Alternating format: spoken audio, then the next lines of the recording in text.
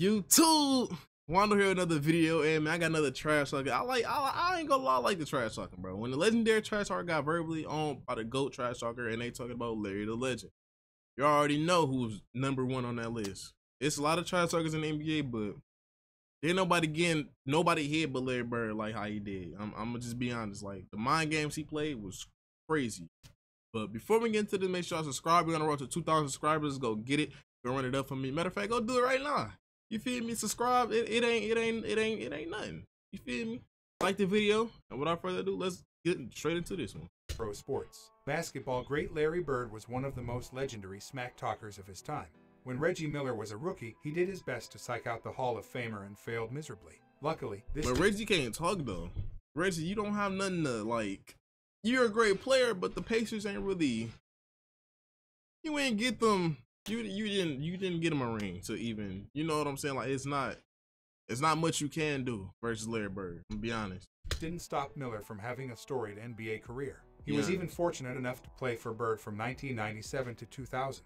When Miller entered the league in 1987, Bird and the Boston Celtics were already legends. So he's in the Pacers since '87.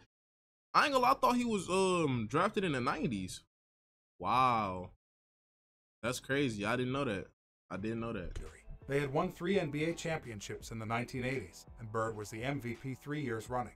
But Miller didn't seem to care about any of that. In a snippet from his book, I Love Being the Enemy, Reggie recounts his story of razzing the All-Star. A close game between the Celtics and Pacers was coming down to free throws. With only 20 seconds left, Bird was fouled and sent to the free throw line. To distract him from making the shot, Miller tried trash talking, saying, "Hey." Bird, irritated by this, turned his head to look at Miller. "You got to be kidding me, Rook. You got to be kidding me." He sunk the first. Yeah, I ain't gonna lie. You rookie, you can't talk to Larry. That was one of the rules, bro. Either that or Larry Bird gonna really get under your skin, bro. Like you didn't know what you was getting yourself into, Reggie. Like I know you a smack talker yourself, but that ain't gonna work against him. Be honest, that's not gonna work. Free throw and continued on his rant. "Rook, I'm the best shooter in the league right now. Damn. In the league, understand? And you're up here trying to say something." Damn. After he easily sunk the next shot, Miller said he felt like an idiot trying to get under the skin of the great Bird, especially in front of Bird's teammates who found the whole scene hilarious. In 2016, Reggie talked on how he felt as a rookie going up against Larry Legend. Miller explained he patterned his game after Bird and he will always root for him. I remember sitting in my dorm at UCLA and watching those great series between Boston and Magic and Bird, and Magic is my mentor. I've said this on this show before, but that's a crazy script, bro. Magic is your mentor, and you're going up against Larry Bird, and potentially over the years, Larry Bird became your coach. You got the best of both worlds, bro. They dominated the '80s. That's great. That's something great to tell everybody. I'm not gonna lie. I patterned my game, who I wanted to be like, who I wanted to play like, after Larry Bird. So I was torn. So I love them both, and to have a chance to play against Larry early on in my career, and then kind of be under his leadership when he took over as head coach, it was a thrill for me because that was, one of the players that, I really idolized and patterned my game after. The younger generation needs to go back in YouTube, man. Some of the stuff that kid did, man, I shouldn't say kid, that man did.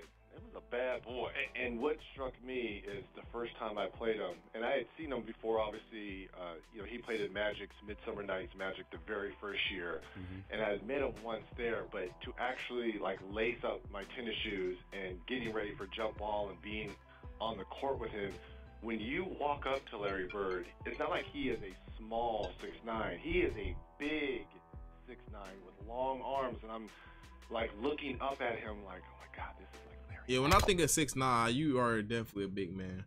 I ain't gonna lie, you're definitely a big man, bro. 6'9", small forward, you can do it all. And Larry Bird had it all. So that's just made him the greatest of all time. I'm saying this to myself, this is Larry Legend.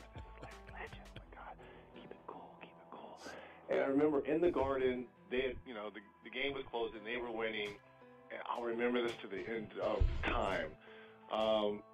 We were shooting a free throw and I was at half court, and he walks back to me and leans over and says, "Keep working hard, young fella. You're going to be a good one." This is Larry Bird. I mean, he is Mr. Hoosier.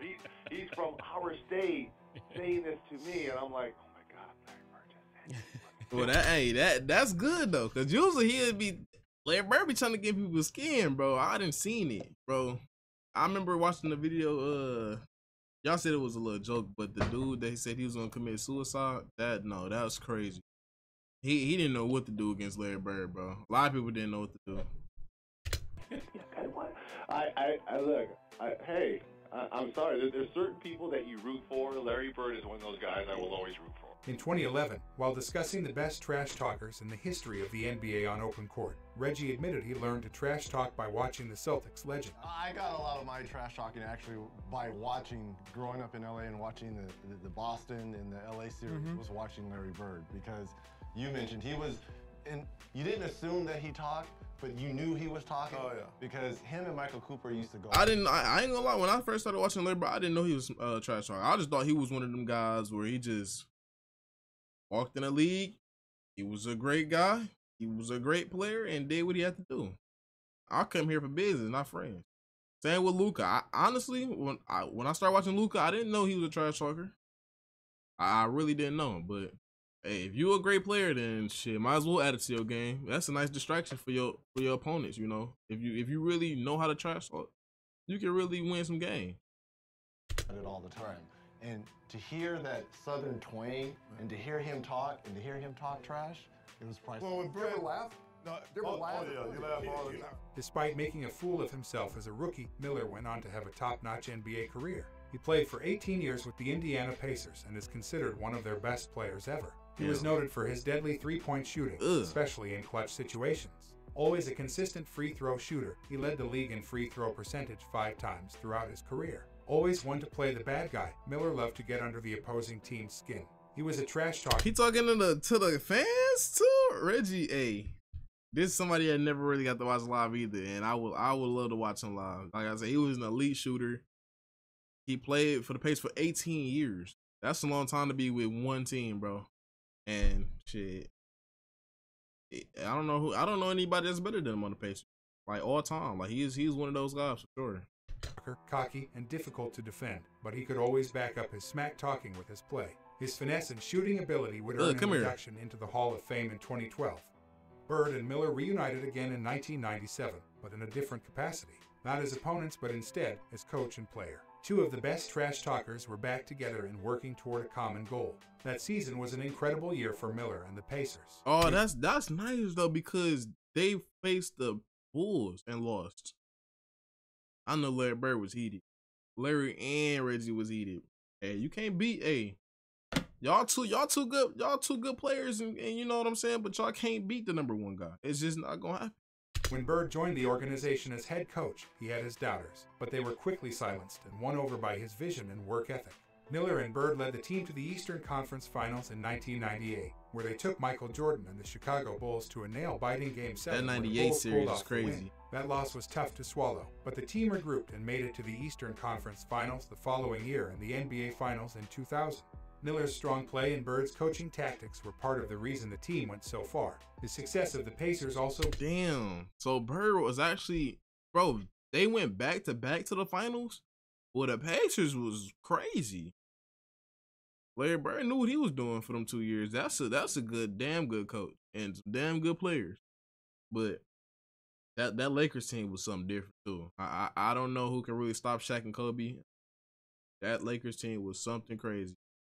Brought the one-time rivals closer together. No longer were they competing against each other, but this trash-talking duo was looking to win the championship together. Damn. Tell us in the comments, how do you think Reggie and Larry Legend will fare in today's NBA? If you enjoyed this video... Man, look, this guy, if Reggie Miller's in the NBA now, he would fit in very well. He would definitely be, I'm trying to think of a player right now. He would definitely be like a 35 points per game type of guy. I can't really compare him to nobody because he's elite. He's in his own lane, but you already know how Larry Bird would be nowadays. Like this would be so easy for him, bro. Like I'm just thinking about how he would actually play right now, and it would be so slow paced and so like amazing to see at the same time. That's all I got for Larry Bird. I mean, it's really self-explanatory, bro. He's a GOAT.